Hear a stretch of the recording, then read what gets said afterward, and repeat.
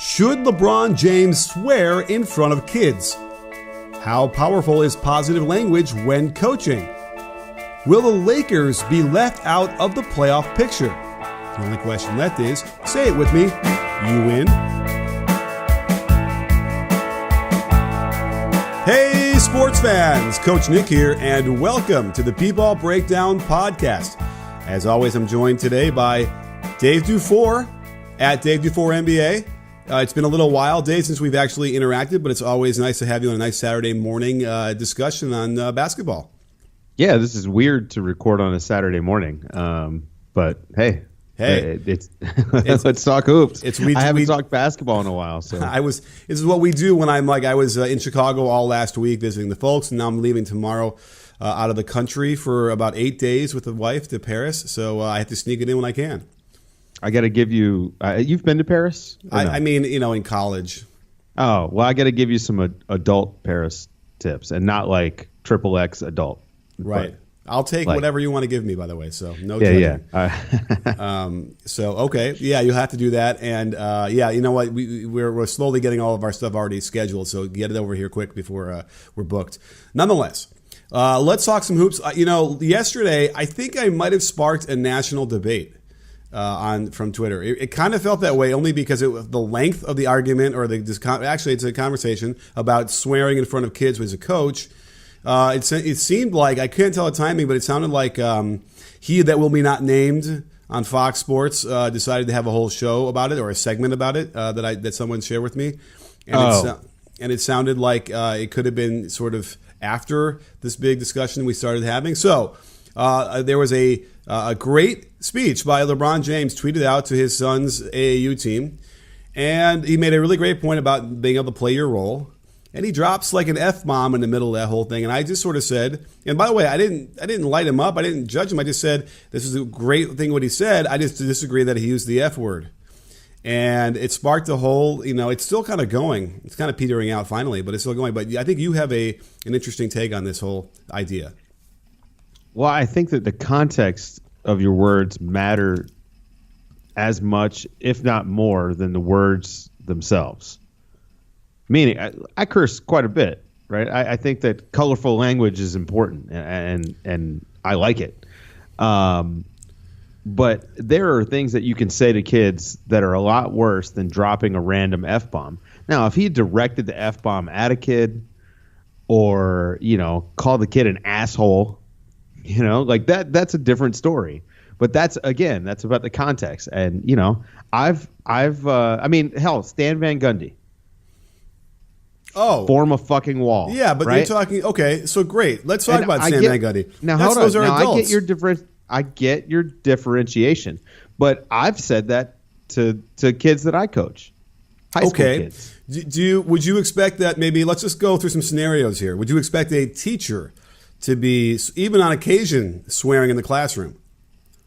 I'd have no problem with it. I don't know. I mean, would they? I don't know. But I think so. This is more a cultural thing, I think, than anything else. To me, I do not want to limit any of the vocabulary you can use, but I would love to see it used in a positive manner rather than a negative manner. Okay. So saying "fuck you" to someone is obviously negative, but form a fucking wall, that's a positive, right? Like, that's a motivational technique. And it's not. Now, if every other word out of your mouth is the F word, then it's going to fall on deaf ears. But you drop a well-placed F-bomb in a huddle, and it works. I mean, there's something about it, and it's because of, the taboo nature around the word, and how we're taught that, oh, this is bad. I mean, bad word. It's such a silly, childish thing to have bad words. I think that the context is what matters, and so we disagree on this. I do. I think that there are words that are inherently negative, and they will elicit a negative response. But I think what I wanted to stress about this whole conversation was that the power of positive language. And again, it's really hard to argue that fuck ends up being somehow positive. Like, I guess, like, fuck yeah is like some positive thing. But again, that we're riding on both the notion of negative versus positive, but also appropriateness when you're talking about kids who are 14, who are, standing at attention, eyes locked on a coach, on an adult who is in a leadership role. So I know it kind of, and the thing that got me really frustrated, because I know some people argue it's a cultural thing, and it was like, they were trying to insist that I would never be able to go, and it sounded a bit racist to me. I would never be able to go into the certain areas, and this is all code to me, and coach, if I don't swear. Like, that was sort of some of the gist of what I was getting at, or getting.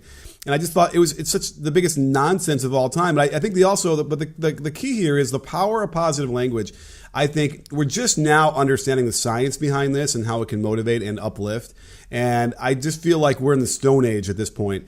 And at some point, as we move farther, we're going to realize that, the power of language can really improve your team's performance. That said, the only question here is, in 20, 30, 40, 50 years, is the word fuck even going to be a swear word?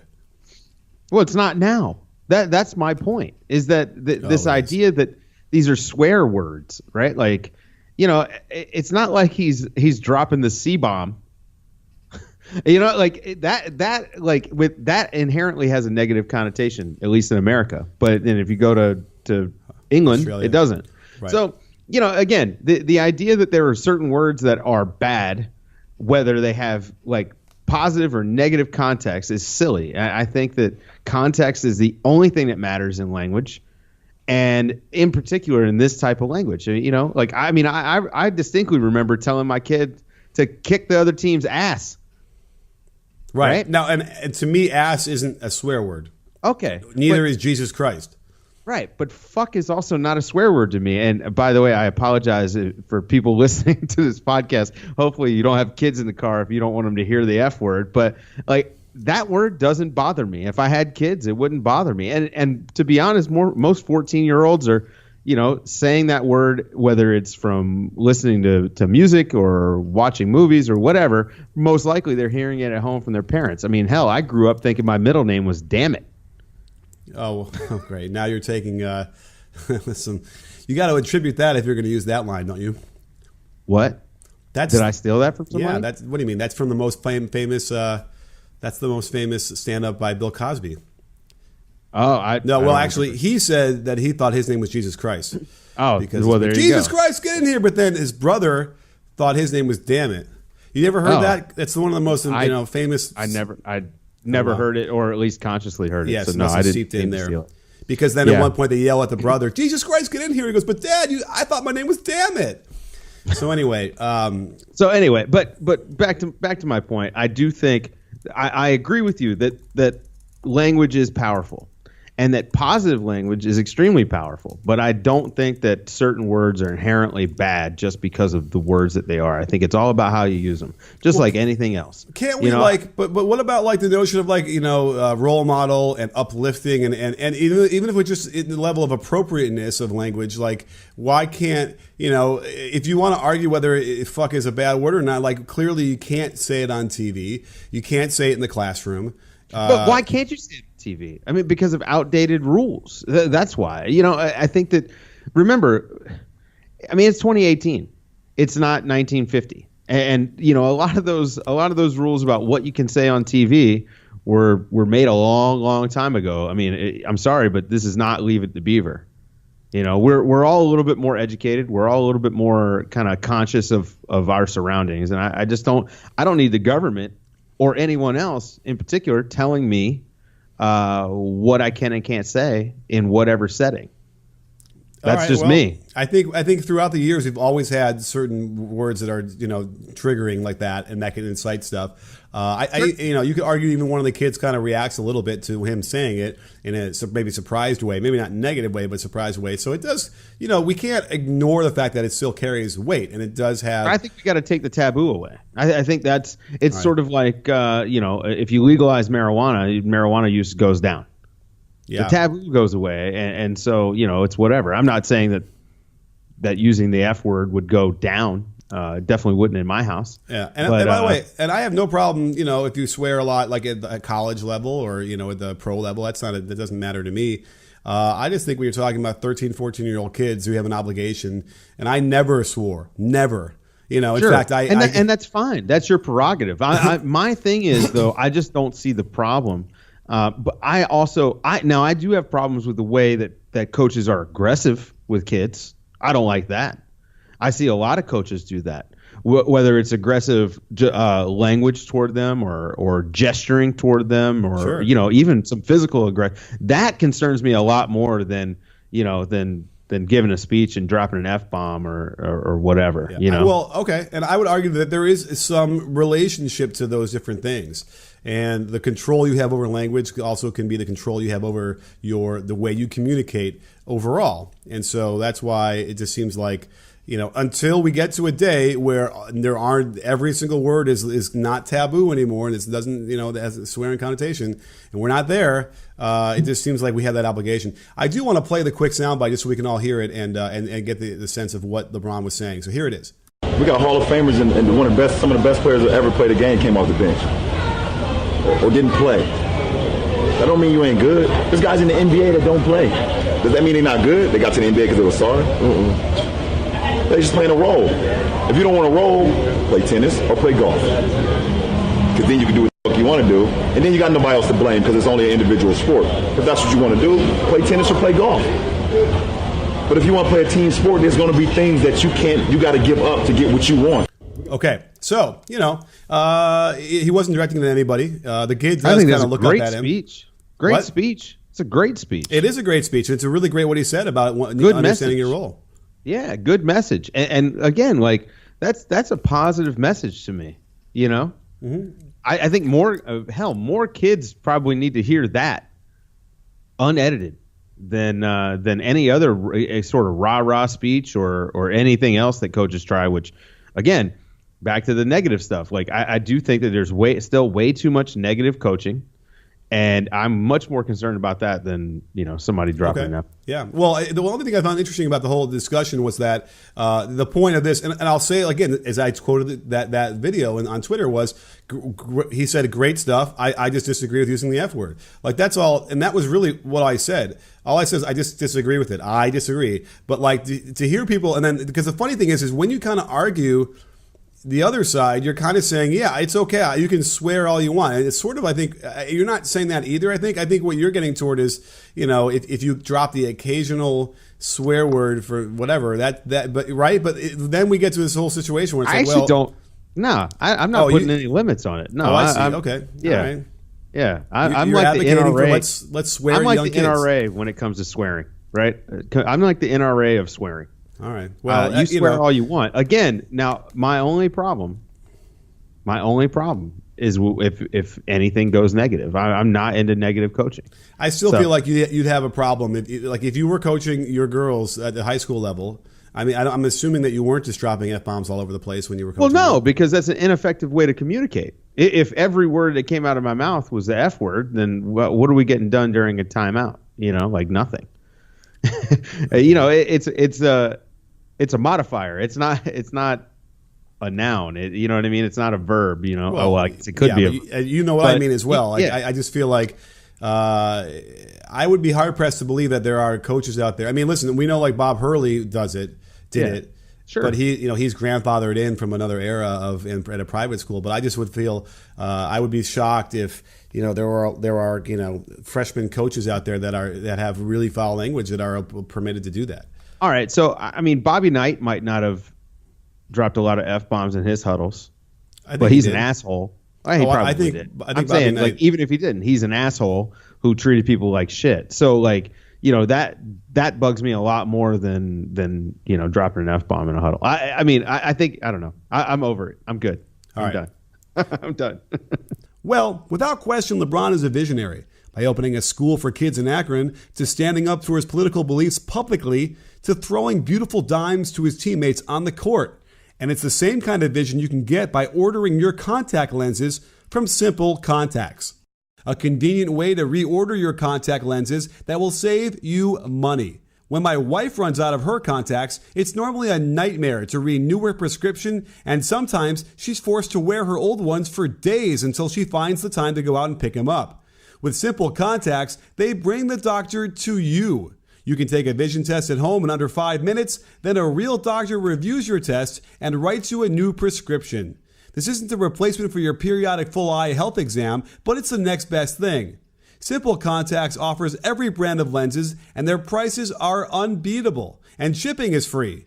But my listeners also get $30 off their first Simple Contacts order with code CoachNick20. So, to save $30 on your lenses, just go to simplecontacts.com/CoachNick20 or enter the code CoachNick20 at checkout. Again, that's simplecontacts.com/CoachNick20 or enter my code CoachNick20 at checkout. Well, let's move on to another subject that I was actually mentioning to you earlier. I was a little too scared to actually say it a month ago, but the Lakers are putting together a strange team, and we talked about that. And I kind of had visions of like not seeing where they fit into the playoff picture at all. Now, I don't want it. The power of LeBron is so strong that it's like that gives you X amount of wins and almost, it should guarantee you a playoff spot. But we've had some math people, some numbers guys, put some stuff together, some projections, and what they're seeing is the Lakers on a bubble, right? Like maybe making the playoffs at all. And I found that very interesting, compelling, and certainly Lakers fans are up in arms about this as they are wont to be. What are your thoughts? I mean, obviously Lakers fans just hate math. That's what it comes down to. And the thing is, Kevin Pelton is one of the most well-respected guys, that covers the league. And he actually broke down exactly the process that went into this projection. And he even said he feels like his model is putting them a little too low.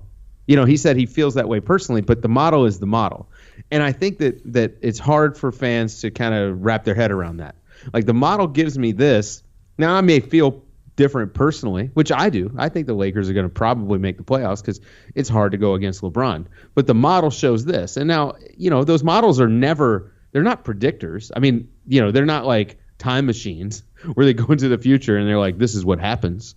They're just predictors based on previous year stats. And as we know, stats vary from year to year. It's hard to predict when a guy's going to take a leap. It's hard to predict when the wheels are going to fall off for a guy. I will say the one thing with KP's projection is that it has LeBron's RPM dropping from like 5 to like 2.8 or something like that, based on the equation that he came up with for when guys change teams.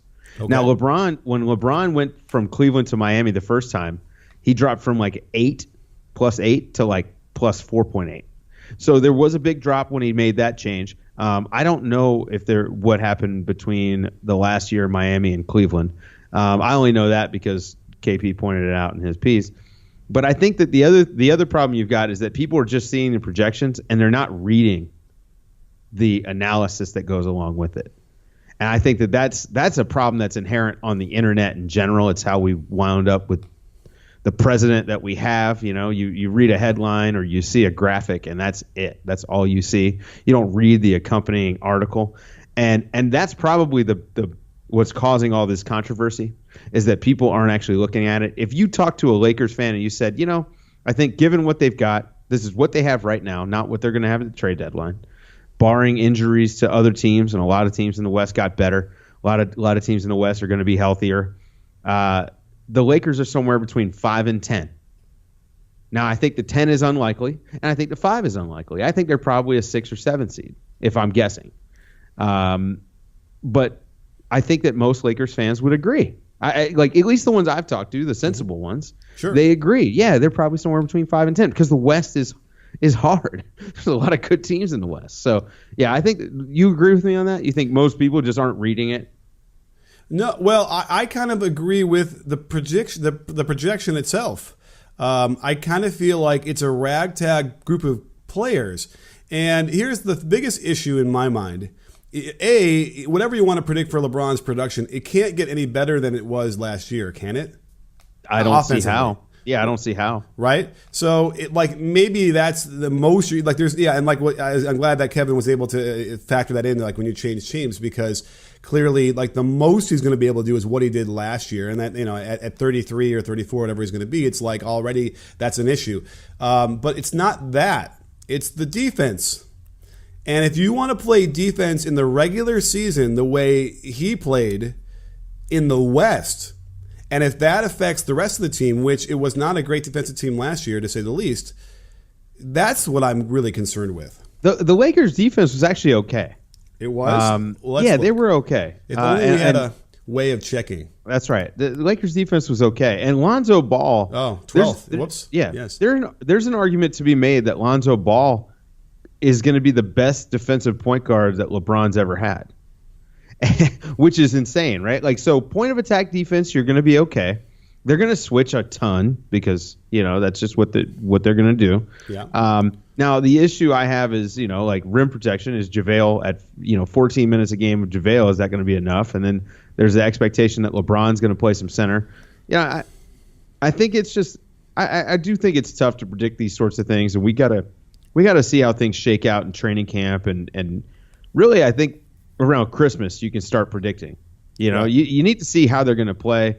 I'm not convinced LeBron's going to play any minutes at center just because he just has been apt to do so or not been apt to do so. So, we'll see what happens. But I think that there is a path to them missing the playoffs, and I think there's a path to them being the 5 seed. And I don't think that that's a controversial opinion. Yeah. Last year the 3 seed and the 10th place team were separated by 3 games. Is that right? 3 games or 3.5 games or something? Mm-hmm. It's not crazy to think that this Lakers team, as currently constructed, we got to couch everything with that because I'm sure they're going to do some deals at the deadline or leading up to the deadline.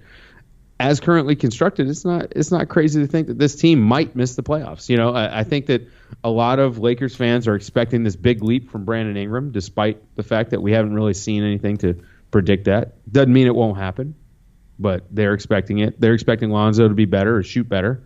Well, we need to see it. And guess what? He had meniscus surgery, so he's not in the gym. Yeah. So I'm wondering where the improvement's going to come from. Is he just magically going to be better? Yeah. And there's a lot of stuff. Now I will say this: Josh Hart's better. I saw that at Summer League. The skills that he's added since April, those are tangible things. I mean, his off the dribble game has improved greatly. KCP is not going to serve any jail time this year, so that's going to be huge. Mm-hmm. Okay. Yeah, and Mo Wagner, it seems like a guy who's going to get some minutes and he can shoot. Yeah. So, I mean, we'll see. But yeah. I don't think Lance is going to be a positive contributor.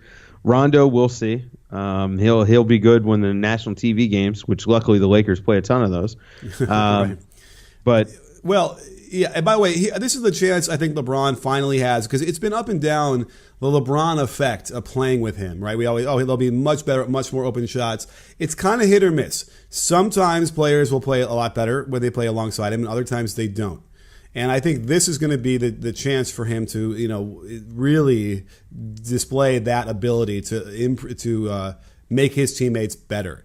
And if he can do that, because obviously if they can kind of build upon, right, I actually was shocked. I had seen them play a bit last year. I might have tailed off toward the end of the year as the other teams got better, and that was the focus. But, the defense didn't strike me as that good.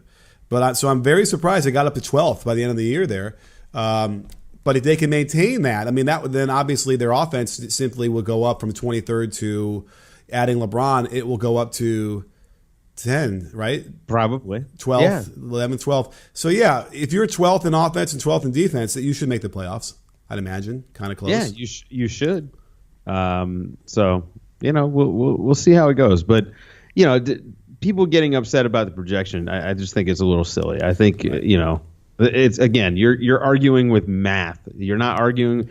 And again, Kevin Pelton, one of the most respected guys that covers the league, right? He even said, "This is not how I feel personally. This is the projection." Well, I guess the argument is fix your projections then. But there is some math out there that is never wrong, and it profoundly affects millions of people. If you're anything like me, then you're all too familiar with crushing credit card debt at outrageous interest rates. I try to just put it out of my mind and make whatever payments I can and ignore the fact that I might never finish paying it off. But that can all change now. LightStream allows you to lower that interest rate and consolidate your debt so you can finally get a handle on your finances. If you have good credit, You can get a credit card consolidation loan anywhere from $5,000 to $100,000 at a 5.89% APR with autopay. Better yet, if you go to lightstream.com/breakdown, you'll get an additional interest rate discount, all with no fees. The only way to get this discount is to visit lightstream.com/breakdown. So lift the burden of debt off your shoulders, get some breathing room, and visit LightStream today. Subject to credit approval. Rate includes 0.5% autopay discount. Terms and conditions apply, and offers are subject to change without notice. Visit lightstream.com for more information. Let's talk about what's going on, because he also knocked the Rockets down a peg. And I'm really curious about that, because obviously the West is hard and there are a lot of good teams, but I feel like, the Warriors got better, arguably, depending on what happens with Boogie. But the Rockets, you have to argue, got worse. And they're going to add Melo to that. And I don't see how that's going to work. Pelton has them at 3. I don't know. Like, could they fall to 4? I mean, I think that there's a path there, and people are thinking too much about the playoffs and how good they were in the playoffs. The truth is, their regular season, they were so good because they had all that depth and they had that defense. And Luke Richard and Mbamute and Trevor Ariza are huge losses for them, just massive losses. And I don't think that can be understated. Replacing those guys with James Ennis and Carmelo Anthony, I'm dubious. Now, with that being said, if anyone's going to maximize James Ennis, it's going to be Mike D'Antoni. Yep. And he's playing next to Chris Paul and James Harden, who are two of the best players in the league. They're going to get the most out of these guys. But, it's tough. I think, this is another example where people are just assuming they're still like a challenge to the Warriors. It's another example of underrating some of these high-level role players that Houston had last year. And if PJ Tucker gets hurt, I mean, they're toast. Yeah. At least they still have PJ Tucker, is what I was thinking. But you're right. Well, by the way, it's if CP3 gets hurt, and that's the problem, is they can't play him for 38 minutes a game in the playoffs and hope that he doesn't get hurt. Well, I think the other problem is that people just forget that age is a real thing and it's undefeated. We watch LeBron do what he does at such a high level, and we forget that LeBron is kind of the aberration. Mm-hmm. He's the outlier. And guys like Chris Paul, now he doesn't rely on athleticism. He does use skill and things like that. But there is a point where Chris Paul is not going to be able to be as productive as he usually is. And by the way, they didn't overplay him last year. They played him under 32 minutes a game. He only played in 58 games, which is indicative there. I'm actually blanking right now what the injuries were. Do you remember? Were they dotted across the landscape here? I mean, I can't remember off the top of my head. Yeah. So the point being that he is injury prone, right? That is what's happening to him. He's played 58 games last year, 61 the year before, 74. He played all 82 in 2014-15, and that was an anomaly. Not an anomaly, but he certainly has his issues when he doesn't play a lot during the game. But again, the playoffs, it went crazy for him. In fact, as I'm going to scroll down here real quick, I'll tell you, he ended up playing, well, it's going to be lower than I thought. Yeah, it was. He played 34 and a half minutes overall, but as I recall, if you look at this at the last, in that last series against the Warriors, he played a lot more than that. Right? Yeah, he did. See here if I can, before I'm talking out of my butt, I'll tell you. So yeah, the last, he didn't play the last 2 games, but before that, 37, 41, 32, 33. So I'm wrong. Well, 38. I just think he might not be able to handle that load against that great of a team. I guess that's the answer. Yeah. 38 minutes the first game, 33, 32, 41, and 37. That might be sort of right where, if he stayed at 32, maybe he's okay, but then they don't win. So. Yeah. The other thing is James Harden went freaking supernova when Chris Paul was out last year. Can he do that again? Can he do that thing where he carried them the way he did? I mean, I'm not saying that he can't. He's really good. But, man, that was a hell of a load he carried, and he put up like crazy numbers. So, I don't know. I definitely don't think that they're a 65-win team anymore. I think I've got them somewhere between 55 and 58. There's so much variance. There's all these toss-up games. So, and we'll see. If the Warriors try, the Warriors are going to win 65 to 70 games, but will they try? I don't know. Right. Well, let's go through really quickly the rundown here because Denver at number 4 for both B-Ball Index and Kevin Pelton on this little thing I'm looking at here, have them there. We've been waiting for the Nuggets to finally, find their groove and be where they're supposed to be. Is this the year? I mean, I guess we'll find out. Millsap being healthy, should matter. And, remember they missed him for, the majority of last season. So, they'll have their full squad out there. Will Barton is probably going to start. That offense is going to be insane. Right. But the defense is the big concern. And, as we've seen, you can have a really great team with a terrible defense, You can still win games. And then but losing Wilson Chandler is a thing. And certainly if they don't have Millsap as much as they need him. Not according to the numbers. Apparently, that might be a little bit of addition by subtraction. Oh yeah, why is there some net rating going on that I didn't see? Yeah, there's some. He had negative RPM, but then again, he also struggled with some hip issues and stuff like that. So, right. It's all, all this stuff. This is August conversation. Like I get it, but man, it just gets a little old. I'm ready for training camp. I'm ready to start like previewing the team and actually talk about how they're going to be on the court rather than trying to figure out how they're going to perform. You know what I mean? Like I do think Denver last year could have been the 3 seed if Millsap was healthy all year. Mm-hmm.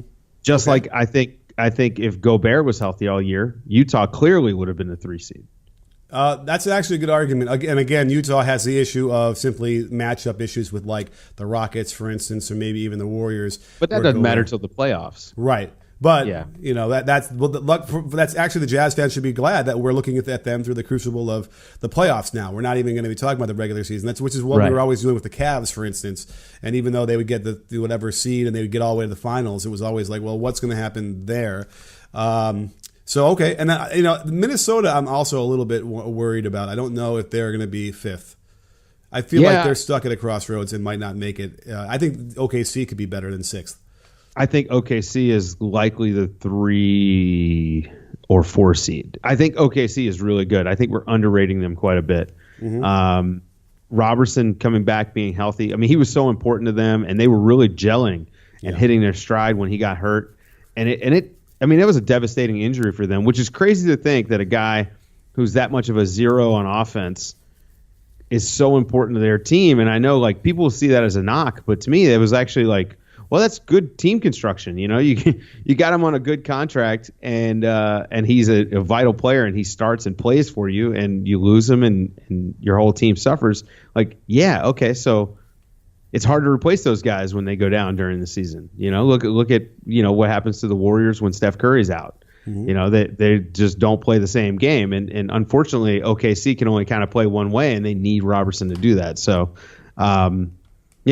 Robertson being back, I think, is big for them. And then I like the Nerlens signing for them. I think that's going to be interesting, having him come off the bench, maybe playing like 8 to 10 minutes.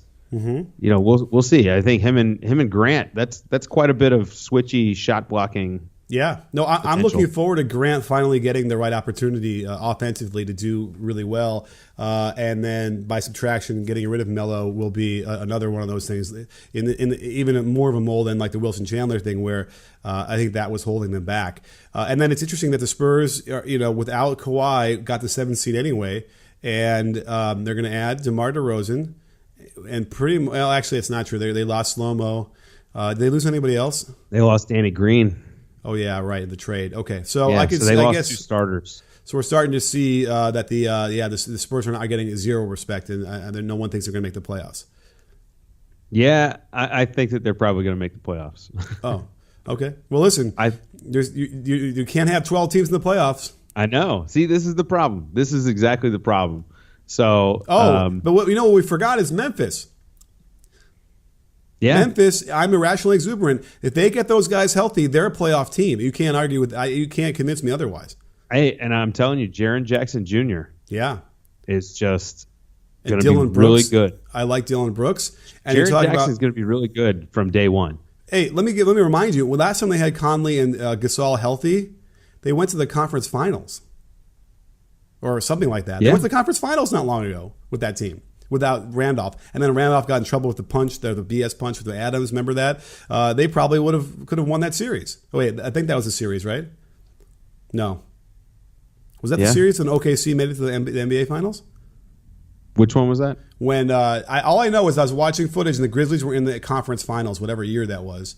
And I'm wondering if that was no, it wasn't that long ago. So anyway, I can check real quick just for accuracy's sake. But nonetheless, so yeah, it's a rigmarole. It's the West keeps getting worse and worse as far as like how hard it is to compete, right? I think that's the thing. You know what? I guess I'm way off.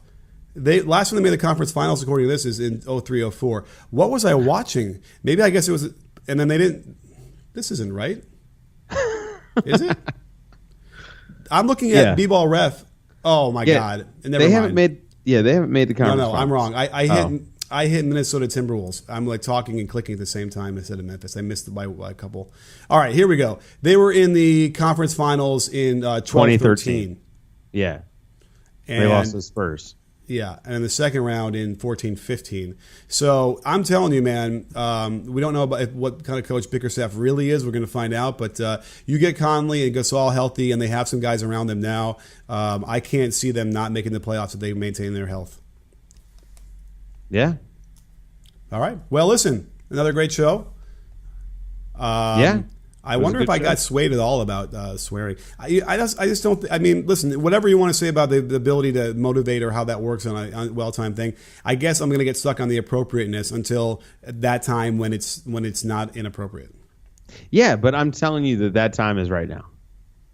All right. Well, we have other things. We can be the change. We have other things to change in our culture before the absolutely. So anyway, well, listen. By the way, change. One last thing. Imagine picking this week of all the weeks when LeBron James spends $40 million of his own money to open a school that's going to, and then he's with these students when they graduate, going to pay for them to go to college in his hometown. Imagine picking that week to talk some shit. Oh, by the way, I'll guarantee you that he has no idea that he opened up a school this week. No idea. So that to me is almost like, of course he's going to do that, and of course it has nothing to do with the fact that he opened a school just because he has no idea. He doesn't pay attention to any of that stuff. So yeah. Anyway, but you know, shout out to LeBron for being a fantastic human being. Yeah, absolutely. You know, listen, F-bombs aside, in front of the kids, what he did and what he's been doing and what he stands for and what he said publicly has been inspiring.